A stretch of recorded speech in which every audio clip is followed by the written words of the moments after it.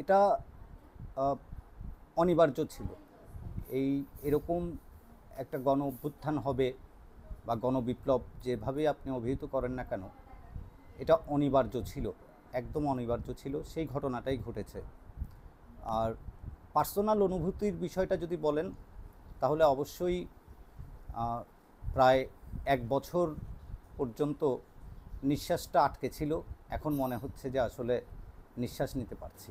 এটা বাংলাদেশের সবাই, একদম সবাই এই আন্দোলনের সাথে মুষ্টিমেয় কিছু চাটুকার, দলবাজ, দলকানা, ফ্যাসিস্টদের যারা দোসর ছিল এবং সেই ফ্যাসিস্ট শক্তি পরাজিত করতে পেরেছে বাংলাদেশের মানুষ, এটাই হচ্ছে সবচাইতে বেশি আনন্দের বিষয়। এবং এখন বুক ভরে নিঃশ্বাস নিতে পারছি। এখন প্রত্যাশা কি আপনার?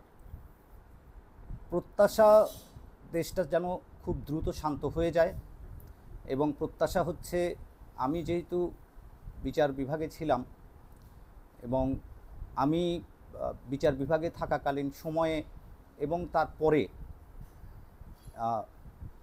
যেভাবে আসলে দেখেছি, সেই দেখার ভিত্তিতে আমি যেটা বলছি যে বাংলাদেশের বিচার বিভাগ একদম নতুন করে ঢেলে সাজানোর সময় এসছে, সুযোগ এসছে। বিচার বিভাগে সব কিছুই একটা পরিবর্তন খুবই জরুরি। আপনার হয়রানির শিকার বাংলাদেশের প্রতিটা ভিন্ন মতাবলম্বীরা হয়েছে। প্রতিবার সময়ে ভিন্ন মত, কোনো বিষয়ে, সামান্য কোনো বিষয়েও ভিন্ন মত অ্যাকসেপ্ট করা হয়নি। তাদেরকে বিভিন্ন রকমের মামলা মোকদ্দমা, হয়রানি, আপনার গোয়েন্দা সংস্থার নজরদারি, ইভেন কি ফ্যামিলিতে বাসায় বাসায় হামলা, বিভিন্ন আপনার সংগঠনের অমুক নেতা তমুক নেতার ডাইরেক্ট থ্রেট, এই জিনিসগুলো, এবং ফেসবুকে গালিগালাজ, মানে যত রকমের অশান্তি তারা আসলে সৃষ্টি করেছিল। এবং এই জিনিসগুলোকে সব কিছুই শেষ পর্যন্ত দেখা যেত যে বিচার বিভাগ সেই তাদেরকেই আবার সাপোর্টটা দিচ্ছে, যারা ভিকটিম, তাদেরকে কখনোই বিচার বিভাগ আসলে সেইভাবে এই ভিন্ন মতাবলম্বীদের পাশে দাঁড়াতে পারেনি। তো আমি যেটা বলবো যে বিচার বিভাগকে এখন ঢেলে সাজানোর সময় এসছে, এবং আশা করি আমরা একটা সুন্দর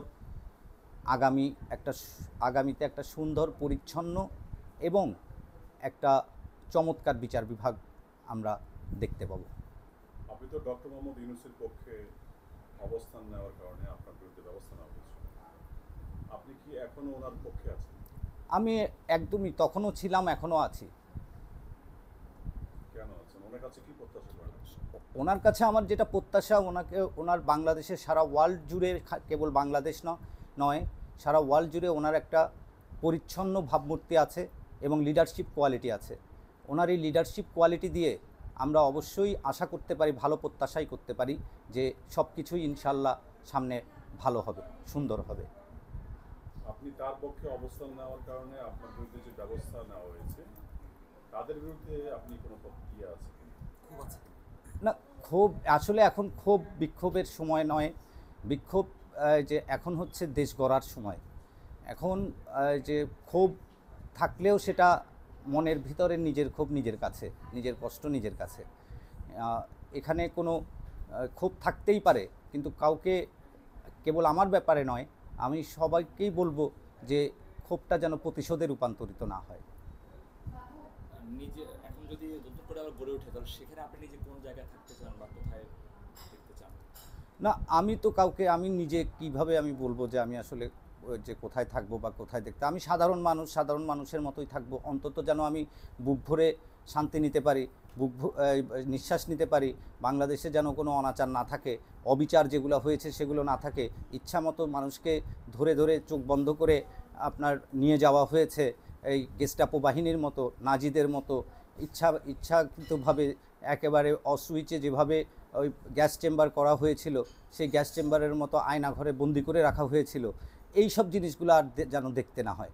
বাংলাদেশে যেই যেই সন্ত্রাসের রাজত্ব কায়েম করা হয়েছিল, যেভাবে বাংলাদেশের প্রতিটা মানুষকে আজকে যে এই আজকে আপনি যদি জিজ্ঞেস করেন এক রিক্সাওয়ালার সিএনজি ড্রাইভারদেরকে, তারা কেউ তাদের এলাকায় থাকতে পারে নাই। প্রত্যেকে আসলে ওই তার এলাকায় 10টা না হলে 9টা মামলা খেয়ে তারপরে ঢাকা শহরে এসছে। একের পর এক তাদের বিরুদ্ধে যেরকম গরিব মানুষদেরকে যেভাবে শোষণ করা হয়েছে, প্রতিটা সেক্টরে যেভাবে শোষণ করা হয়েছে, সেগুলো যেন না থাকে, এটাই আমার প্রত্যাশা। আমার আর কোনো প্রত্যাশা নেই। আমি সাধারণ মানুষ হিসাবেই থাকতে চাই, ভালোভাবে বাঁচতে চাই, বাচ্চাগুলোকে এই যে ভালোভাবে মানুষ করতে চাই। এই বাংলাদেশে যেন ওরা সুন্দর বৈষম্যহীন সমাজে বসবাস করতে পারে। আমরা আর কতদিন, আমাদের আর কোনো প্রত্যাশা নেই। আমাদের প্রত্যাশাটা হচ্ছে একটা সুখী সুন্দর বাংলাদেশ। ভাই, ডক্টর ইউনূস যদি অন্তর্বর্তীকালীন সরকারের প্রধান হন, আপনি কি মনে করেন যে বিচার বিভাগের পরিবর্তন হবে এবং স্বাধীনভাবে কাজ করতে পারবে? আমি আশাবাদী, কারণ উনি একটা বিষয় হচ্ছে যে দুই জায়গার থেকে উনি দেখেছেন। নামটা বলুন। ডক্টর মোহাম্মদ ইউনূস যে স্যার, উনি দুই জায়গার থেকে দেখেছেন। একটা হচ্ছে যে উনি নিজে এই ব্যবস্থার ভিতরে ভিকটিম হয়েছেন, এবং উনি বিচার বিভাগের এই বিষয়গুলো উনি আসলে একদম আগে যেভাবে দেখেছেন, আগে হয়তোবা তাত্ত্বিকভাবে দেখেছেন, তত্ত্বীয়ভাবে বুঝেছেন, এবার উনি একদম প্র্যাকটিক্যালি ব্যবহারিকভাবে বুঝেছেন। আমি অবশ্যই আশাবাদী বাংলাদেশের বিচার ব্যবস্থার দিকে উনি আসলে সুন্দর নজর রাখবেন, এবং বাংলাদেশের এই বিচার ব্যবস্থা, আমি যেটা বলেছি যে আপনার পরিবর্তন করার বিষয়, সেই পরিবর্তনটা সুন্দরভাবে উনি আসলে ওনার হাত ধরে, উনি হয়তোবা শেষ করে যেতে পারবেন না, কারণ অন্তর্বর্তীকালীন সরকার অনেক ধরনের দায়িত্ব ওনার থাকবে। উনি তো খালি বিচার বিভাগ নিয়েই আর কনসার্ন থাকবেন না, আরও অনেকগুলো বিষয় ওনার কাছে থাকবে, অনেক রকমের জটিলতা হয়তোবা ওনাকে ফেস করতে হতে পারে। তার ভিতর থেকেও আমি আশাবাদী একজন সৎ এবং যোগ্য মানুষের হাতে পড়ছে বাংলাদেশ।